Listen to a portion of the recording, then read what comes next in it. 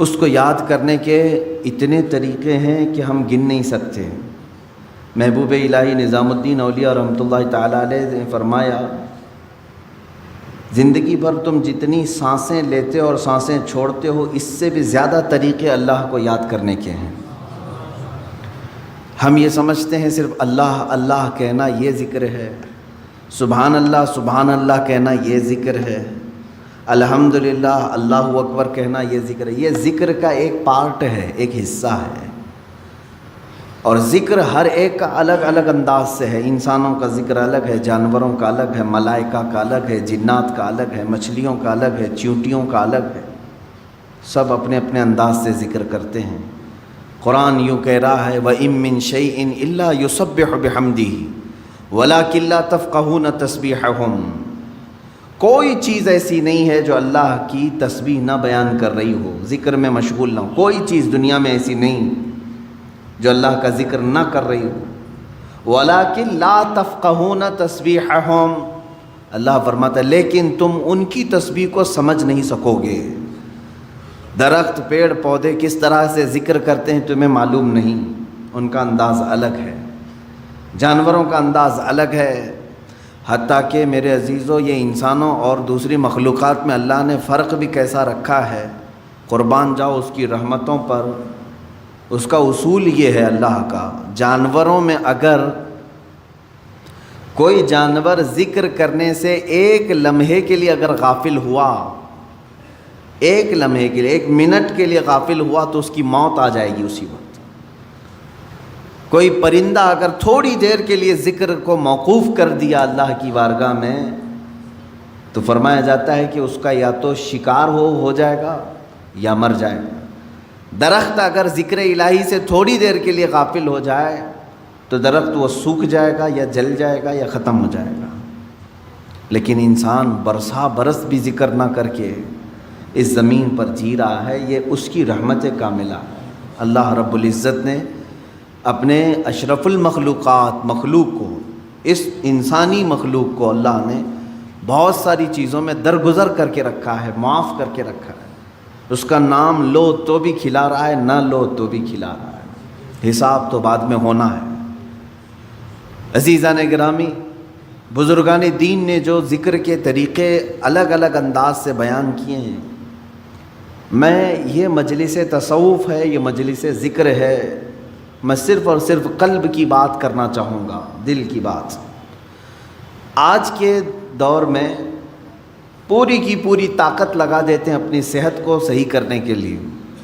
اگر آپ کا گھٹنا خراب ہوا تو مجھے یہاں تک خبر ملی کہ ایک گھٹنے کا آپریشن 1.5 لاکھ روپے سے، دل کا آپریشن، سر کا آپریشن، آنکھ کا آپریشن، ہاتھ کا آپریشن، جہاں کہیں تھوڑی خرابی آئی آپ مال خرچ کر کے اس کو صحیح کرانا چاہیں گے۔ جو لا علاج بیماری ہے کینسر، سب کو معلوم ہے، اس کے باوجود بھی کینسر ہونے کے بعد کوئی خاموش بیٹھتا ہے کہ چھوڑو اب تو مرنا ہی ہے؟ علاج میں وہ بھی 2-5 لاکھ روپے خرچ کر ہی دیتا ہے، اسے معلوم ہے کہ صحیح نہیں ہوتی، کوشش کرنے میں کیا کہیں۔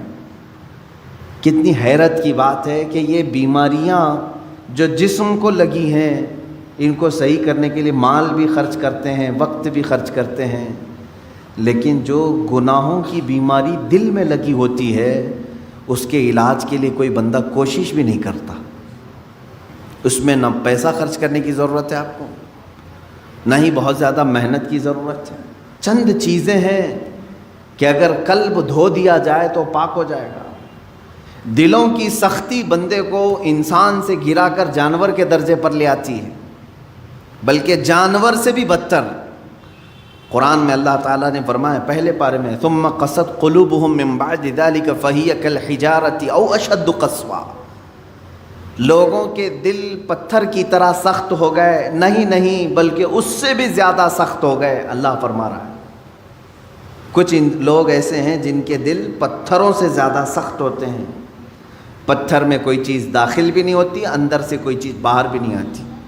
تو جس کا دل سخت ہو گیا ہے، ہدایت کی کوئی بات اس کے دل میں داخل بھی نہیں ہوتی، اور کوئی بھی اچھی بات وہ قبول بھی نہیں کرتا۔ انہی لوگوں کے متعلق قرآن کہتا ہے سم بکم عمی فہم لا یرجعون۔ یہ کس کے لیے ہے؟ اندھے ہیں، گونگے ہیں، بہرے ہیں، وہ اب لوٹنے والے نہیں۔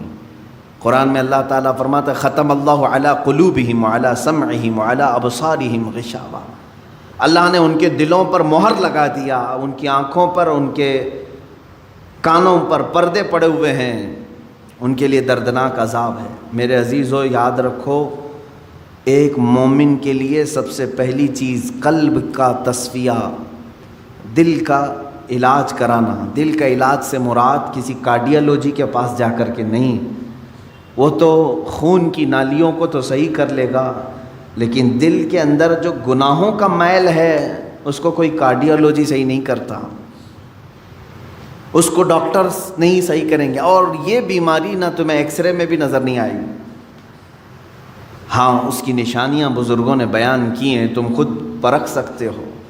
اگر قرآن پڑھنے میں دل نہیں لگتا ہے تو سمجھ لو کہ دل کالا ہو رہا ہے۔ مسجد میں زیادہ دیر بیٹھنے میں دل نہیں لگتا ہے تو سمجھ لو کہ دل کالا ہو چکا ہے۔ اللہ کی راہ میں خیرات کرنے سے دل ہاتھ نہیں اٹھتا تو سمجھ لو کہ دل پورا کالا ہو چکا ہے۔ ایسی نشانیاں بہت ساری ہیں۔ آیات قرآنیاں پڑھی جا رہی ہیں، سننے کا شوق نہیں، لیکن وہی گانے گھنٹوں سنتا ہے، یہ دل کے کالے ہونے کی علامات۔ تھوڑی دیر اپنے والدین کو دیکھ نہیں سکتا، لیکن گھنٹوں غیر محرم عورتوں کو دیکھنے کا شوق ہے۔ کلام پاک کو تھوڑی دیر کے لیے نظر بھر کر کے دیکھنا نہیں چاہتا، لیکن موبائل میں گھنٹوں بیٹھا رہتا ہے۔ یہ تمام چیزیں دل کے سیاہی کی علامات ہیں میرے عزیز۔ اگر علاج نہیں کیا تو یہ پتھر ہو جائے گا، یہ پتھر ہو جائے گا، اور پھر اس کا علاج بھی نہیں ہو پاتا۔ اسی طرح مرے دل کے ساتھ دنیا سے وہ چلا بھی جاتا ہے۔ آخر اس دل کی صفائی کیسے کی جائے؟ کون سا صابن، کون سا سرف، کون سا پانی لے کر کے اس دل کو دھوئیں تو صاف ہوگا؟ نہیں میرے عزیزو، یہ دل صرف اور صرف اللہ کے ذکر سے پاک ہوتا ہے۔ قرآن نے کہہ دیا الا بذکر اللہ تطمئن القلوب، تو اس دل کی صفائی جو ہے اللہ کے ذکر سے ہے۔ اب ایک بڑی بات میں آپ کو بتاؤں، فقہ کا ایک قاعدہ ہے، قانون ہے، شریعت کا ایک مسئلہ ہے۔ زمین پر اگر نجاست پڑ گئی کیسے پاک کریں گے آپ؟ کھلی زمین تھی، گوبر پڑا ہوا ہے، پاک کرنے کا طریقہ، ہر چیز کو پاک کرنے کا طریقہ الگ الگ ہے۔ مسائل آپ پڑھیں گے تو سمجھ میں آئے گا۔ کپڑے پر لگے تو دھونا ہے، بدن پر لگے تو دھونا ہے، برتن پہ لگے تو دھونا ہے، الگ الگ طریقے ہیں سب نجاستوں کو پاک کرنے کا۔ کپڑے پر اگر نجاست لگی ہے تو 3 مرتبہ دھونا ہے آپ کو۔ کوئی غلیظ نجاست لگ گئی تو، نجاست کی بھی 2 قسمیں ہیں، خفیف اور غلیظ۔ غلیظ کا مطلب جیسے پیشاب، پاخانے وغیرہ، خفیف کا مطلب حلال پرندوں کی بیٹ وغیرہ۔ تو یہ نجاست کو دھونے کے الگ الگ طریقے ہیں، لیکن ان میں سے اگر کہیں زمین پر نجاست لگی تو اسے کیسے دھوئیں گے آپ؟ کھلی زمین، میدان ہے باہر، اور نجاست گر گئی ہے، اس کے پاک کرنے کے 2 طریقے بزرگوں نے لکھے ہیں، فقہاء کرام نے لکھے ہیں۔ پہلا طریقہ یہ ہے کہ بارش اتنی آ جائے کہ نجاست بہہ جائے، بارش اتنی آ جائے، توجہ ہے نا، زمین کے پاک ہونے کے 2 طریقے ہیں۔ بارش اتنی آ جائے کہ نجاست وہ بہہ کے چلی جائے۔ دوسرا طریقہ ہے یا تو دھوپ اتنی زیادہ پڑ جائے کہ وہ نجاست سوکھ کر کے ختم ہو جائے، وہ زمین پاک ہو گئی۔ یا تو بارش سے زمین پاک ہوگی یا تو دھوپ سے زمین پاک ہوگی۔ یہ 2 قاعدے ہیں شریعت کے۔ نجاست یا تو بہہ کے چلی جائے یا سوکھ کر کے چلی جائے، سوکھ کر کے جب ختم ہو گئی تو وہ زمین پاک ہو گئی۔ اب آئیے میں یہ بات کیوں بتا رہا ہوں آپ کو۔ مشہور صوفیہ اکرام نے فرمایا اے بندے، اسی طرح تیرے دل کی جو زمین ہے اس پہ اگر گناہوں کی نجاست لگ جائے تو اسے بھی دھونے کے 2 طریقے ہیں، اسے پاک کرنے کے 2 طریقے ہیں۔ جس طرح زمین بارش کے برسنے سے پاک ہو جاتی ہے، اسی طرح تیرے دل کی زمین اللہ کے ذکر سے پاک ہوگی۔ اللہ کا ذکر برسات ہے، یہ بارش ہے، قرآن کی تلاوت بارش ہے، جیسے ہی بندہ ذکر کرنے لگتا ہے اس کے قلب پر اللہ کے انوار برسنا شروع ہو جاتے ہیں، وہ نجاست بہہ کے چلی جائے گی۔ اور دوسری، وہ آج کے زمانے میں مشکل ہے، اگر دل کی زمین نجاست سے ملوث ہو گئی ہے، ناپاک ہو گئی ہے، ایک طریقہ میں نے زمین کا بتایا بارش کا، دوسرا طریقہ ہے دھوپ کا۔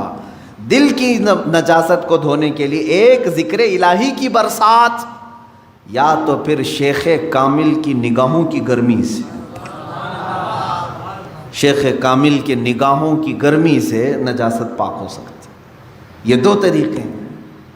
شیخ کامل کا حصول معمولی بات نہیں ہے، اس میں برسا برس لوگ تلاش میں لگانا چاہیے، لیکن یہاں تو آج حال یہ ہے کہ کہیں سے کوئی بھٹک کے پیر میرے گھر آ جائے میں اس کا دامن پکڑ لوں گا۔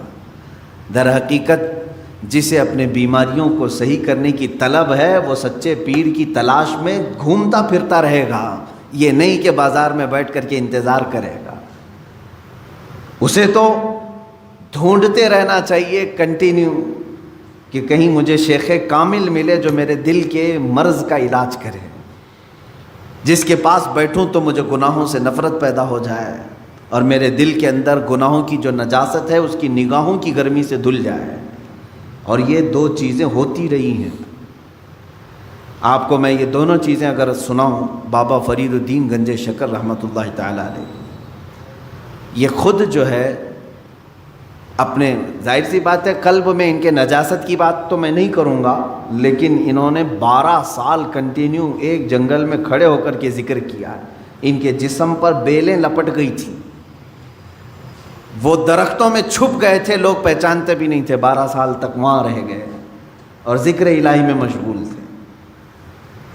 اور اس کے بعد ان کے مرید صادق محبوب الہی نظام الدین اولیاء رضی اللہ تعالی، جو حضرت خواجہ فرید الدین گنج شکر کے مرید بھی ہیں، خلیفہ بھی، محبوب الہی، ان کا حال یہ تھا کہ یہ اپنے شیخ کی نگاہوں سے، صرف بابا فرید نے صرف ان کے قلب پر نگاہ ڈالی اور ان کی دنیا بدل گئی تھی، اور پھر وہ اس راستے پر ایسے آئے کہ اپنے وقت کے قطب بن گئے۔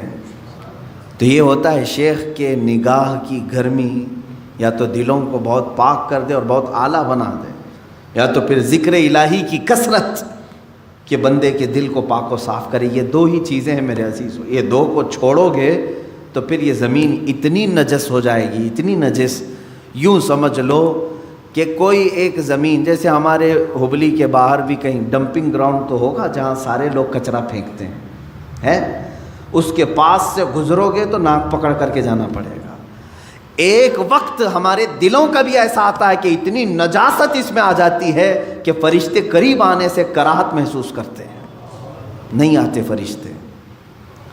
دلوں کی گندگی اور غلاظت اتنی بھی بڑھ سکتی ہے، کیوں؟ ہم نے کبھی دھویا ہی نہیں اس کو، گناہ پر گناہ، گناہ پر گناہ، گناہ پر گناہ ہوتے رہے لیکن دھویا کبھی نہیں، کیا ہوگا اس کا حال؟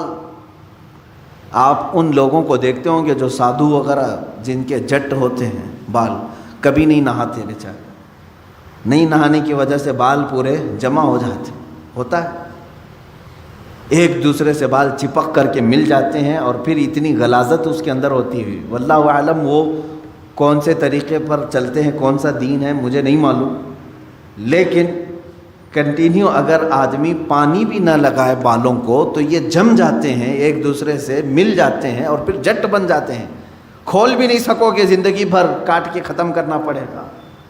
سوچو اگر دل کو کبھی نہیں دھویا آپ نے تو اس دل کی بھی وہی کیفیت ہوتی ہے جیسے وہ بالوں کا جٹ ہے، اتنا غلیظ ہو جاتا ہے۔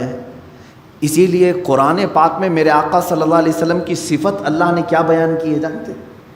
وہ رسول تمہارے درمیان آ رہا ہے، دیکھیں 3 جگہ پر آیت آئی ہے، یہ 3 جگہ پر، تینوں جگہ پر اللہ نے یہی بیان فرمایا، وہ رسول تمہارے درمیان آ رہا ہے، یعلمہم الکتاب والحکمت ویزکیہم، تمہیں کتاب اور حکمت کی تعلیم دے گا اور تمہارے دلوں کو خوب پاک کرے گا۔ حضور کی سب سے بڑی صفت اللہ نے 3 جگہ قرآن میں کیا بیان کی؟ تمہارے دلوں کو صاف کرے گا۔ دلوں کو صاف کرنا یہ میرے آقا صلی اللہ تعالیٰ علیہ وسلم کا طرہ امتیاز رہا ہے۔ وہ ایسے طبیب حاذق تھے کہ جس کے متعلق شاعر نے سچ کہا، ایک عرب نے آدمی کا بول بالا کر دیا، خاک کے ذروں کو ہمدوش ثریا کر دیا، خود نہ تھے جو راہ پر اوروں کے ہادی بن گئے، کیا نظر تھی جس نے مردوں کو مسیحا کر دیا۔ رسول کریم صلی اللہ تعالیٰ علیہ وسلم نے اپنی نگاہ نبوت سے کتنوں کو ان کے دلوں کو پاک کیا ہے۔ کئی ایسے لوگ حضور پاک صلی اللہ علیہ وسلم کی بارگاہ میں حاضر ہوئے جن کے پچھلے زمانے کو ہم آج ذکر نہیں کر سکتے۔ عزیزان گرامی، مجھے آج اس بات کا شدید احساس ہے کہ ہم اپنی روایات بھول گئے، ماضی کی جتنی بھی ہمارے روایات تھے ہم بھول گئے۔ خاص طور پر ہندوستانی مسلمانوں کو تو ایسا نہیں ہونا چاہیے جو آج ہم چل رہے ہیں۔ کیوں جانتے ہیں آپ؟ ہندوستان میں جو اسلام آیا ہے یہ صوفیہ اکرام سے آیا ہے۔ صوفیہ اکرام کا اس میں بڑا کردار رہا ہے۔ دیکھیں کئی جگہ پر تبلیغ اسلام الگ الگ انداز سے پہنچی۔ میں مانتا ہوں کہ اسلام ہندوستان میں صحابہ کے دور میں ہی آ چکا تھا، حضور اکرم صلی اللہ تعالیٰ علیہ وسلم کی حیات ظاہری میں ہی آ چکا تھا، لیکن اتنا پھیلا نہیں تھا، چند جگہوں پر تھا۔ لیکن کثرت سے جو پھیلا ہے وہ صوفیہ اکرام کے ذریعے سے۔ سلطان الہند سرکار غریب نواز رضی اللہ تعالیٰ، خواجہ قطب الدین بختیار کاکی رضی اللہ تعالیٰ، محبوب الہی نظام الدین اولیاء ہے، حضرت خواجہ علاء الدین صابر کلیری رحمۃ اللہ تعالیٰ، مخدومان ماررا، مخدومان کچوچھا، مخدوم علاء الدین پنڈوی، مخدوم جہانگیر اشرف سمنانی رضی اللہ تعالیٰ عنہ مجمعین، مخدوم جہانیہ جہاں گشت حضرت شاہ عالم قطب عالم، یہ وہ اولیاء کاملین ہیں جو تصوف کے راستے سے اسلام ہندوستان میں لائے۔ اب یہاں ان کا طریقہ کار کیا ہوتا تھا جانتے ہیں آپ؟ دیکھیں ہم بہت چینج ہو چکے آج، ہم جو ہے صرف چھلکوں پر رہ گئے اور مغز کو چھوڑ دیا۔ ہم نے چھلکے ہمارے پاس رہ گئے اور مغز کو چھوڑ دیا۔ ہم آج جلسے اور تقریروں میں ہیں، لیکن یہ تقریریں کس لیے ہوتی تھی جانتے ہیں آپ؟ ایک بھولے بھٹکے بندے کو قریب کر کے سمجھا کر کے اس کو ذکر الہی کی طرف لانے کے لیے تقریر ہوتی تھی۔ ابھی جیسے اس سنت پر ادا کرنے کے لیے میں کھڑا ہوں، ابھی ہمارے ذکر کی مجلس ہونا ہے، میں اس ذکر کی مجلس کے تک آپ کو پہنچانے کے لیے بیان کر رہا ہوں۔ تو صوفیہ اکرام کے جو بیانات ہوتے تھے اسی لیے ہوتے تھے۔ اب بیانات رہ گئے، ذکر ختم ہو گیا، تصوف کی روح تھی وہ غائب کر دی۔ خانقاہیں ہیں آج بھی، خانقاہوں میں سے یہ سارے ریت رواج ختم کر دیے گئے، کیونکہ بہت سارے خانقاہ الا ماشاء اللہ، سب کی بات نہیں کرتا ہوں، اب خامخواہ ہو گئے ہیں، پیر پیر بنے ہوئے ہیں، منگل بنے ہوئے ہیں۔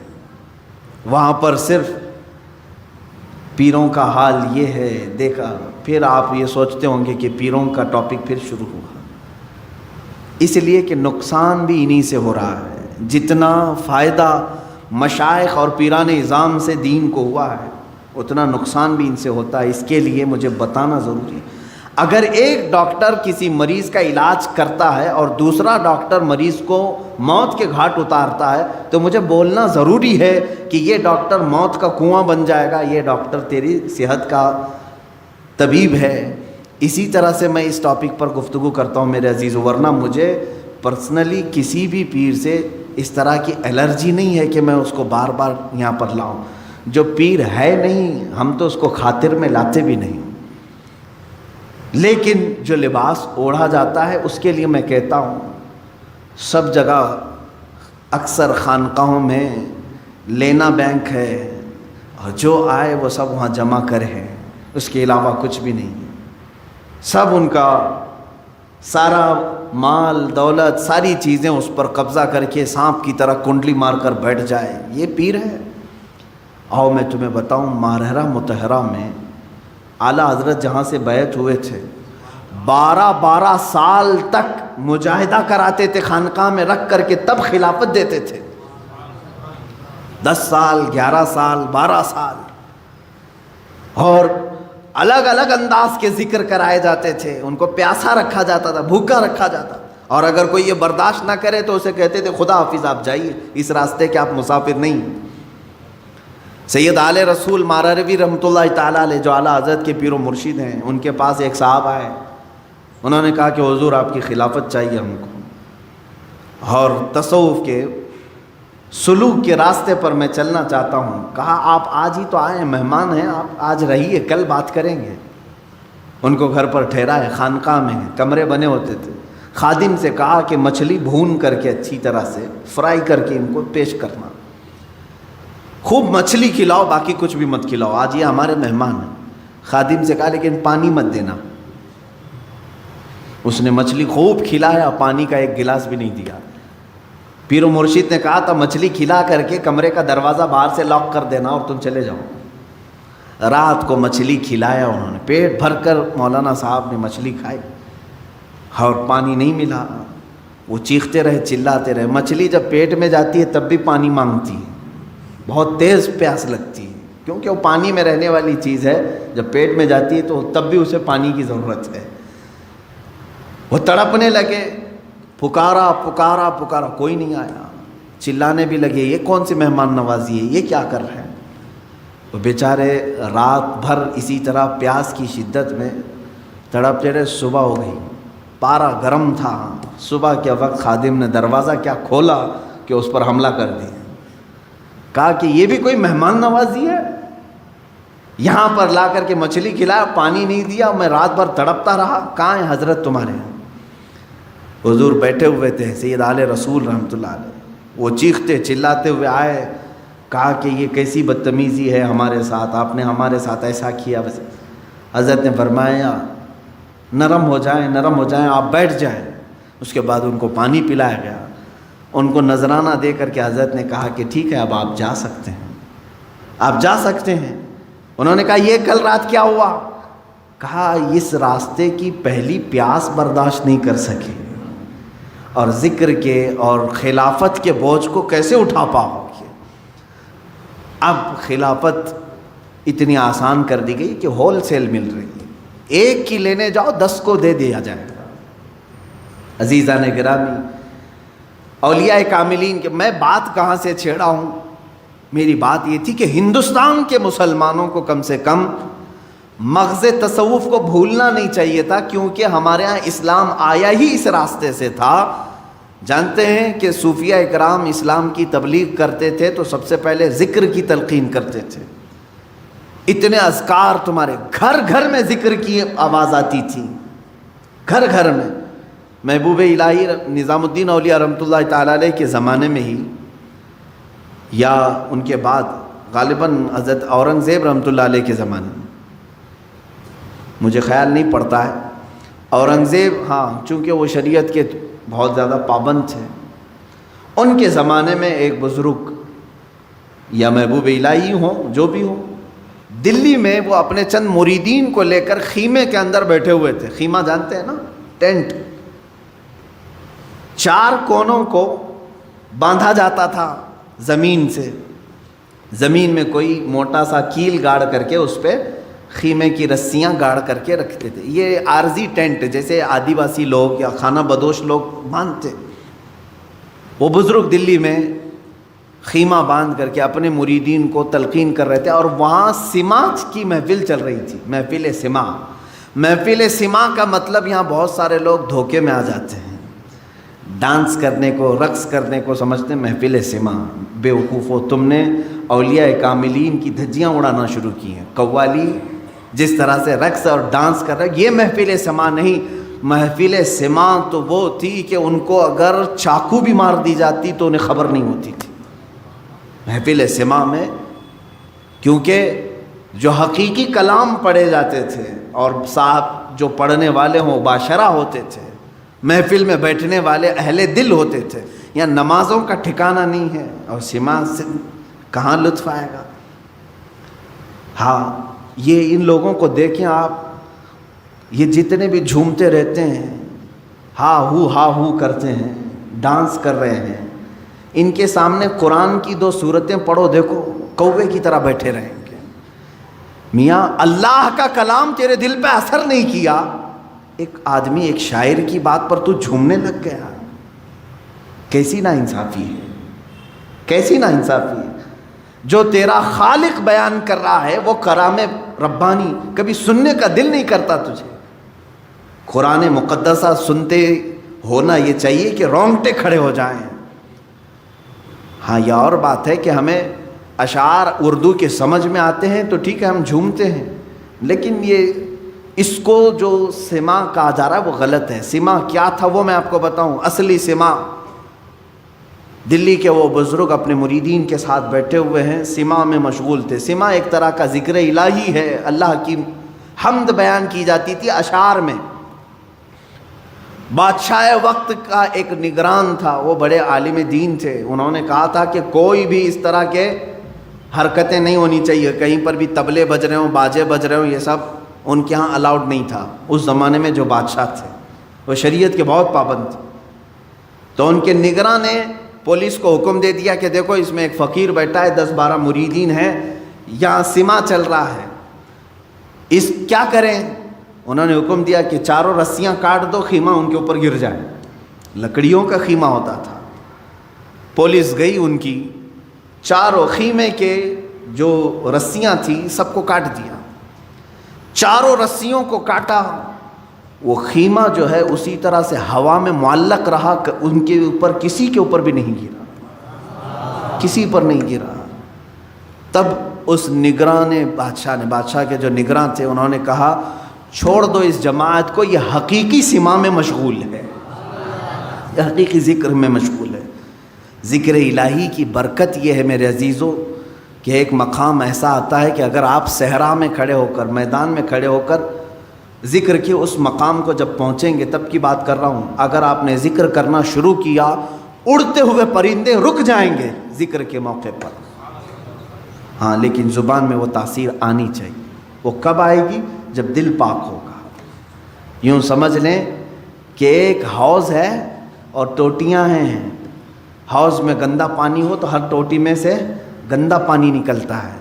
حوض میں پاک پانی ہو تو ہر ٹوٹی سے پاک پانی. یہ دل حوض ہے, اس کو پاک کرو گے تو ہاتھ سے بھی اچھے کام ہوں گے, آنکھ سے بھی اچھے, منہ سے, زبان سے بھی اچھے, پیروں سے بھی اچھے کام ہوں گے. یہ سب ٹوٹیاں ہیں.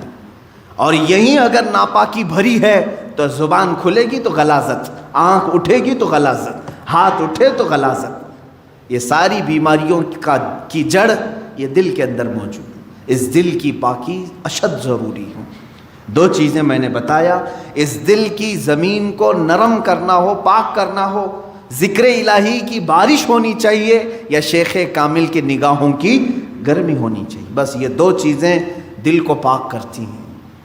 عزیزان گرامی, یہ دونوں چیزوں سے آج ہم عاری ہیں. نہ ہم ذکر کر رہے ہیں اور نہ کسی شیخ کی صحبت میں بیٹھ رہے ہیں. ہم کسی شیخ کی صحبت میں بیٹھنے کا بھی وقت نہیں نکال پاتے ہیں.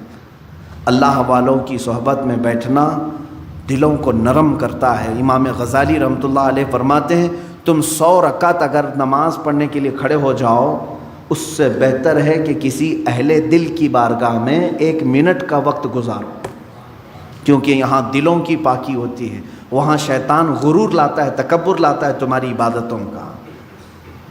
خیر, ہم یہاں پر, میں آج جو آپ کے سامنے کھڑا ہوں, ایک آپ کے اندر چینجنگ یہ لانا چاہتا ہوں کہ کبھی اس کی بھی فکر کرو. اللہ تعالیٰ نے ہمیں جسم بھی دیا ہے اور روح بھی دیا ہے. جسم کو بھوک لگتی ہے تو دن میں 3 بار کھاتے ہیں. صبح ناشتہ کر رہے ہیں, دوپہر میں کھا رہے ہیں, رات میں کھا رہے ہیں. ان میں سے ایک کھانا چھوڑ دیں تو چکر آ کے گرنے لگ جاتے ہیں. یا کچھ لوگ برداشت کرتے ہوں گے, 2-3 ٹائم کا کھانا چھوڑ دو, پھر دوسرے دن دیکھو کیا حالت ہوتی ہے. آنکھیں باہر آنے لگتی ہیں, ہاتھ پیر جھومنے لگ جاتے ہیں, کھڑا ہونا مشکل ہو جاتا. تمہیں معلوم ہے کہ جسم کو ایک دن میں بھوکا رکھوں تو یہ اتنی کمزوری آتی ہے. اس روح کو کئی سالوں سے بھوکا رکھے ہو, پھر اس روح کا مقام کہاں ہوگا آج؟ روح کی طاقت حاصل کرنے کے لیے جانتے ہیں ہم سے زیادہ محنت ہندوؤں کے پنڈت کرتے ہیں جو تپسیا کرتے ہیں. ان کو جا کے پوچھو یہ جو تپسیا کرتے ہیں کیا ہے؟ آتما کی شکتی کے لیے.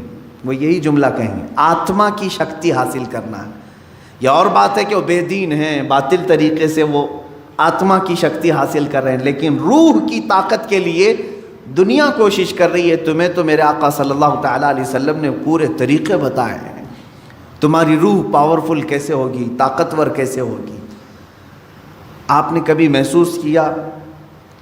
اب میں آپ سے ایک بات یہ پوچھتا ہوں، ایک بھاری بھرکم، ظاہر سی بات یہ ڈیسک ابھی 2-3 لوگ مل کر کے اٹھاتے ہیں، ایک آدمی کو اٹھانا ہو تو وہ طاقتور ہونا چاہیے، طاقتور آدمی یہ اٹھائے گا۔ ایک یہ چھوٹا سا ڈیسک ہے، میں اس سے بڑی چیز کی بات کروں، ایک ایسا تخت ہے کہ 80 گز لمبا ہے، 40 گز چوڑا ہے، اتنا ہی موٹا ہے، اور اس پہ سونے چاندی جواہرات جڑے ہوئے ہیں، اور اس تخت کو اس زمانے کے 80 لوگ مل کر کے نہیں اٹھا سکتے تھے۔ سلیمان علیہ السلام کے زمانے کے ایک امتی نے تنے تنہا ایک ہاتھ سے اٹھایا اور پلک جھپکنے سے پہلے بارگاہ سلیمانی میں پیش بھی کیا۔ یہ واقعہ کہیں اور کا نہیں، قرآن کا ہے، 19ویں پارے میں موجود ہے۔ ایک ان کی بات۔ دوسری چیز، امت مصطفیٰ صلی اللہ تعالیٰ علیہ وسلم کے ولی کامل سلطان الاولیاء غوث اعظم عبد القادر جیلانی قدس اللہ سرہ شریف، آپ کی بارگاہ میں چلیں، آپ کا حال یہ ہے کہ آپ ایک جگہ بغداد میں بیٹھے ہوئے ہیں، بغداد پاک میں بیٹھے ہوئے ہیں، کسی مرید نے آ کر کے کچھ چیزوں کے ظاہر کرنے کا عندیہ دیا، تو آپ نے بیٹھے ہوئے جگہ پر وضو کا برتن اپنے سامنے حاضر کر لیا، وہیں بیٹھے ہوئے تھے، کہیں گئے نہیں۔ اس کے علاوہ آپ کا یہ فرمان کہ اگر میں کسی مردے کو ٹھوکر مار دوں تو اللہ کے حکم سے وہ زندہ ہو جائے۔ اب ان کے پاس کون سی طاقت تھی؟ وہ آصف بن برخیہ سلیمان علیہ السلام کے امتی اتنا بھاری بھرکم تخت اٹھا کر کے لا رہے ہیں، کیسی باڈی ہوگی ان کی، کتنی طاقت ہوگی۔ یہاں شیخ عبد القادر جیلانی قدس اللہ سرہ شریف مردے کو ٹھوکر مارے تو وہ زندہ ہو جائے، کتنی طاقت ہے آپ کے اندر۔ طاقت کیسی تھی ان کی میں آپ کو بتاؤں۔ حلیہ اگر پڑھیں گے غوث پاک رضی اللہ تعالیٰ عنہ کا، نہایت ہی دبلے پتلے تھے غوث پاک، کثرت عبادت کی وجہ سے گردن کی ہڈیاں دکھتی تھیں۔ غوث پاک رضی اللہ تعالیٰ عنہ نحیف تھے، یعنی موٹا بدن نہیں تھا آپ کا، دبلا بدن۔ سرکار غوث پاک رضی اللہ تعالیٰ عنہ کبھی کبھار تو ایسا ہوتا کہ کثرت بھوک کی وجہ سے غش کھا کر گر جاتے تھے۔ یہ جسمانی طاقت کی بات کر رہا ہوں۔ تو پھر ایسے کمزوری ہے اگر جسم کے اندر، ایسا نحیف شخص ہے کوئی اور وہ اتنا بڑا کام کر کے دکھائے کہ ٹھوکر مارے تو مردہ زندہ ہو، یہ کون سی طاقت ہے؟ سمجھ میں آیا کہ میرے عزیزوں، ساری طاقتیں جسم کی نہیں ہوتی، کچھ طاقت روح کی بھی ہوتی ہے۔